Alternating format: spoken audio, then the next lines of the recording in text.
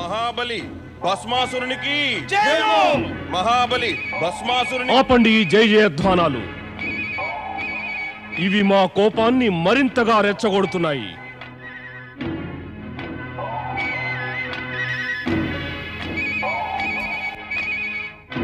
ఆహా నారి, ఎంతటి సౌందర్యము! కోమలాంగి, చంచల నయని, మధుర మృదుహాసిని. ఈమెని తప్పక నా సొంతం చేసుకోవాలి. ఇప్పుడు నేను ఈ జగతిలోని సర్వోత్తమ సుందర నారిని నా మహారాణిగా చేసుకుంటాను. ఇక ఎందరు దేవతలు, ఋషులు, మునులు ఉన్నారో వారందరినీ సమాప్తమొందించేస్తాను.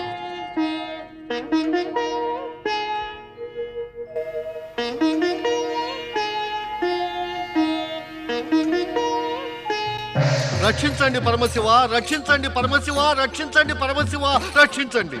ఏం జరిగింది నారద? ఇంత వ్యధ చెందుతున్నావే? ఇదంతా తమ కృప యొక్క దుష్పరిణామమే పరమశివ. అయితే ఇప్పుడు మా కృప వల్ల దుష్పరిణామాలు కూడా అవుతాయా? అవశ్యం అవుతాయి. అయ్యి అవుతూ ఉన్నాయి పరమశివ. అయోగ్యులు, దుష్టులైన వారికి ఇటువంటి స్థానం, అధికారము, వరబలము ఇస్తే కనుక దానికి వారు అయోగ్యులైనా సరే వారు వీటిని దురుపయోగపరచరా పరమశివ? ఇక దాంతో దుష్పరిణామాలు జరగవా? నీవు ఎవరి విషయం మాట్లాడుతున్నావు నారదా? తమకు అంతా తెలిసి ఉండి కూడా తెలియనట్లుంటారే. అందుకే తమని అందరూ భోలాశంకరులు అంటారు. తమరికి బహుబాగా తెలియను నేను భస్మాసురుని విషయం చెబుతున్నానని. నీకేం కష్టం కలిగించాడు అతను? కష్టమా? పరమశివ, వాడు నా శిరస్సుపై చెయ్యి వేయి వచ్చాడు. మరి నీవేం చేసావు నారదా?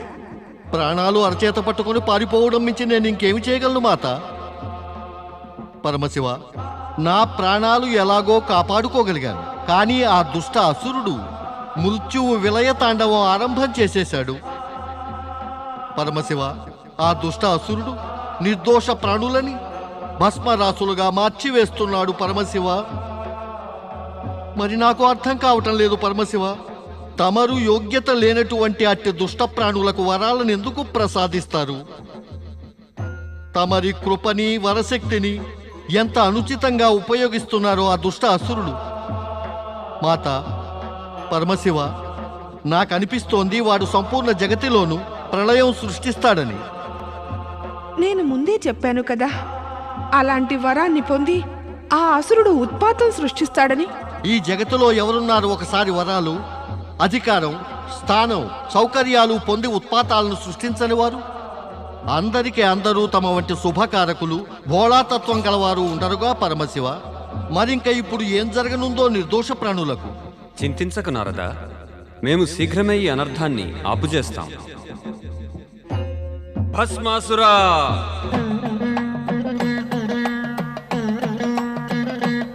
వెంటనే ఇక్కడికి వచ్చేయి.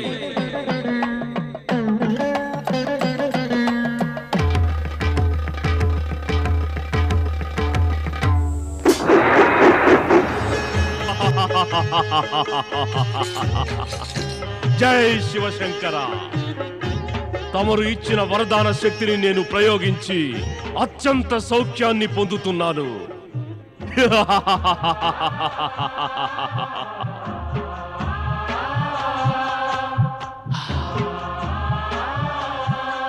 ఈ సుందరి ఎవరు? నన్ను ఆ విధంగా క్రోధంగా చూడకు సుందరి. క్రోధంలో నీవు మరింత సుందరంగా కనబడుతున్నావు. నేను అనుకుంటుండేవాడిని, నేను నా శత్రువులని పరిసమాప్తి చేసిన పిదప ఈ త్రిలోక సామ్రాట్టుని అయిన తరువాత నా సామ్రాజ్ఞి ఎవరవుతారా అని. కానీ నేను నిన్ను చూసిన పిమ్మట సమస్య, ఆలోచన రెండు అంతమయ్యాయి. రా, నా వద్దకు రా.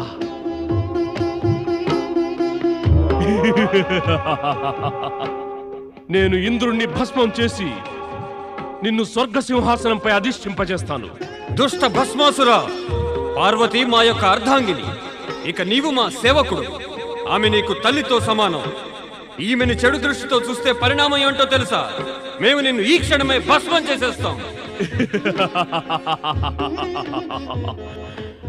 భస్మం చేసే పని నీవు ఒకప్పుడు చేసేవాడివి. ఆ యుగం అయిపోయింది భస్మధారి.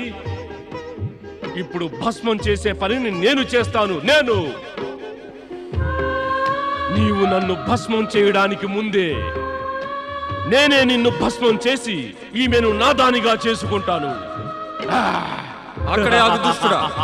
ప్రభు తమని రక్షించుకోండి. ఇక పారిపోండి, ఇక్కడి నుంచి పారిపోండి ప్రభు.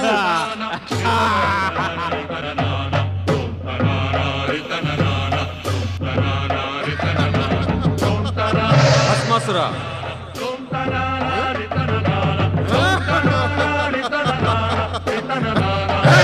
భస్మాసురా,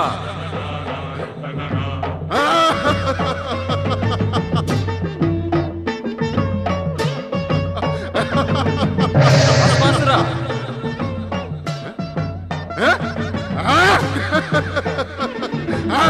భస్మాసురా.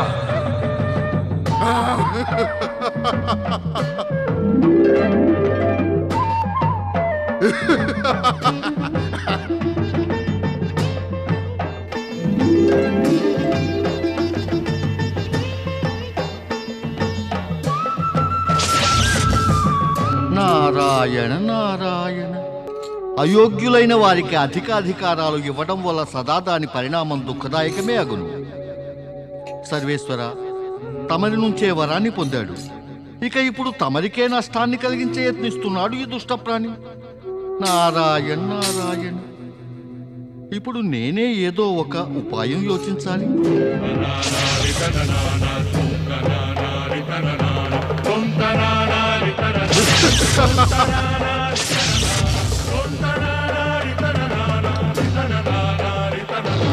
రక్షించండి ప్రభు. శ్రీహరి, మమ్మల్ని రక్షించండి ప్రభు, రక్షించండి. నారదా, నీకిప్పుడు ఏమాపద వచ్చింది? నారదా, ఈనాడు నీకు రక్షణ ఎందుకు ఆవశ్యకమైనది? నీవే సంపూర్ణ జగతి రక్షణ గురించి ఆలోచిస్తూ ఉంటావు కదా.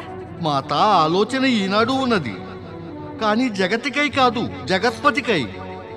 అంటే శ్రీహరి భస్మాసురునికి వరాన్ని ఇచ్చి పరమశివులే స్వయంగా సంకటంలో పడిపోయారు. ఆ దుష్ట భస్మాసురుడు పరమశివుల శిరస్సుపై చేయి పెట్టి వారిని భస్మం చేయ చూస్తున్నాడు. కానీ నారదా, ఇదీను ఆ శివలీలయే మరి. శివలీల?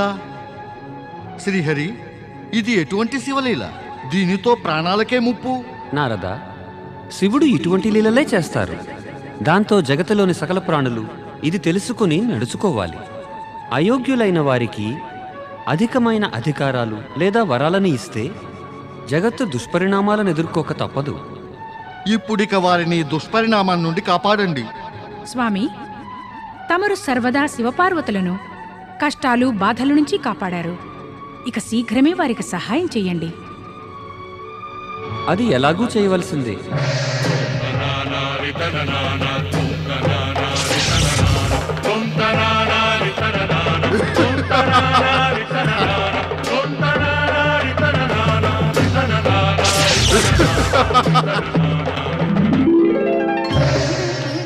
ఏమిటి ఇలా జరుగుతోంది స్వామి? ఏమిటి? ఏం జరుగుతోంది దేవి? ముల్లోకాలు ఏలిన స్వామి ఒక దుష్టుడు, బుద్ధిహీనుడు, దురాచార అసురుని ఎదుట ఇంత వివసులైపోయి పిరికిగా పౌరుషహీనులైపోయారా? సమయం బలీయమైనది దేవి, సమయం బలీయమైనది. అవును స్వామి, చూస్తూనే ఉన్నాను సమయం ముందు ఓడిన బలాన్ని. కాని తమరి ఈ దుర్దశ నేను చూడలేకున్నాను. దేవి, మాకు ఇటు దుర్దశ ఇష్టం అనుకుంటున్నావా? మేము ఈ దుర్దశ వలన ఎంతో బాధపడుతున్నాం. అయితే అంతమెందుకు చేయరు తమరి ఈ దుర్దశని? లేదు, మేము ఇప్పుడే అలా చేయలేము. మీరు కాకుంటే నేను చేయగలను కదా. తమరు నాకు అనుజ్ఞనివ్వండి. నేను శక్తి రూపాన్ని ధరించి ఆ దుష్ట భస్మాసురుణ్ణి ఒక్క క్షణంలో అంతమొందిస్తాను. నువ్వు అలా చేస్తే కనుక మేమిచ్చిన వరమేమి కావాలి? మేము భస్మాసురునికి వరమిచ్చాముగా, అతనిని ఎవరూ చంపలేరని. అతను నీ చేత కనుక వధింపబడితే మేమిచ్చిన వరం మహిమ కూడా అంతమైపోతుంది. అటులనే జరిగితే జగతిలోని ప్రాణులు భావిలో మాపైన, మా వరాల శక్తి యొక్క మహిమపైన విశ్వాసాన్ని కోల్పోతారు. స్వామి, తమరు అన్ని విధాలా వివసులయ్యారు. నీవు చింతించకు దేవి, మా ఈ వివసత శీఘ్రమే అంతమవ్వగలదు. ఏదో విధమున ఇది అవశ్యం తీరగలదు. ఇక నీవు శీఘ్రమే సమాధి స్థలానికి వెళ్ళు. అచట నీవు సురక్షితంగా ఉండగలవు.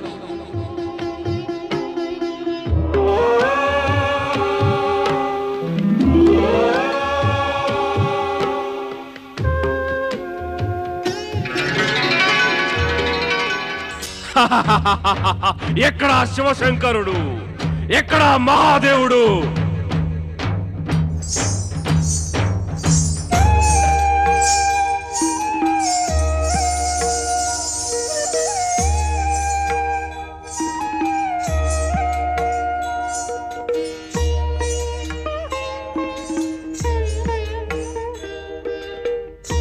ఇటు చూడు వరప్రసాద భస్మాసురా.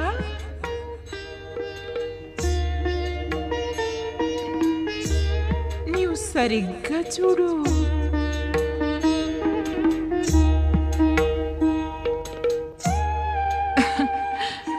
అంతర్నేత్రంతో చూస్తే నేను నీకు పార్వతి కంటే అధిక సౌందర్యంగా అగుపిస్తాను.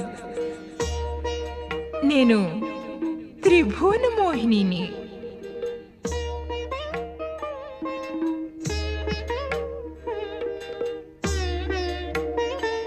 రూపలావణ్యాలలో నాతో పోటీ పడగలిగిన అన్య సుందరిమణులు ఈ జగతి అందే లేరు. నన్ను నీ మహారాణిగా చేసుకుని జగతిలోని సర్వ సుఖాలను అనుభవించి భస్మాసురా. నన్ను వివాహం చేసుకుని భస్మం చేయడమనే జంజాటు నుంచి శాశ్వతంగా విముక్తిని పొందు. నీవు అనుపమాన సుందరివి. నేను అవశ్యం నిన్ను పరిణయమాడతాను. తక్షణమే వివాహం చేసుకుంటాను.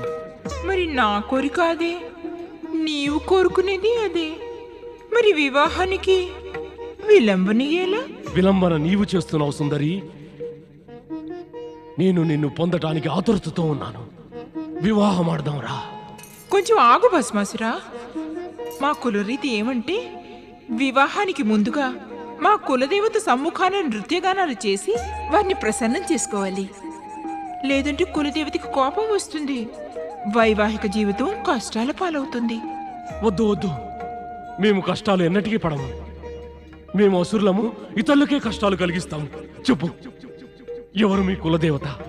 ఇక నృత్యం ఎక్కడ చెయ్యాలి సుందరి? రైటు.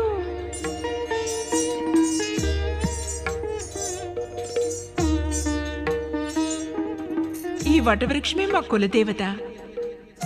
నీవు నాకు కాబోయే పతివి. మా కులరీతిని అనుసరించి కులదేవతను ప్రసన్నం చేసుకోవడానికి నేను నాట్యం చేసిన విధంగానే నీవు నృత్యం చేయాలి.